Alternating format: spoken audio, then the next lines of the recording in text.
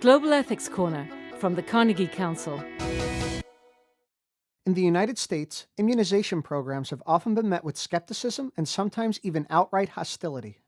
During the 1721 smallpox epidemic, for instance, the practice was opposed on religious grounds. If smallpox is punishment from God for our sins, the argument went, then vaccinations are attempts to circumvent God's will.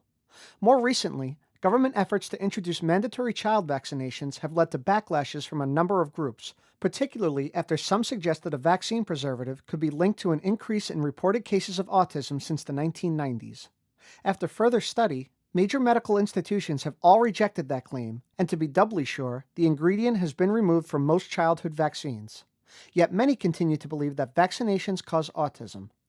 As a result, most states permit parents to opt out from vaccination programs, and many do. But should parents be allowed to make that decision? Organizations such as the Homeschool Legal Defense Association argue they should.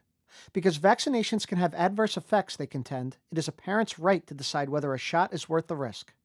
Proponents of mandatory immunization, on the other hand, point out that these risks are negligible, especially when compared to the dangers of contracting the diseases against which we vaccinate. What's more, the private decision not to vaccinate has clear adverse effects for society as a whole. Diseases once on the path to extinction, such as polio and measles, have resurged as a result of drops in vaccination compliance. The issue, then, is one of weighing parental autonomy against the interest of the government in protecting the population against disease. What do you think?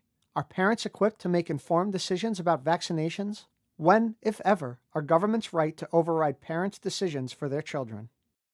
Andreas Rechtel wrote this week's Global Ethics Corner. I'm Terence Hurley of Carnegie Council. Made possible by the Carnegie Council for Ethics in International Affairs. Post a comment at www.carnegiecouncil.org.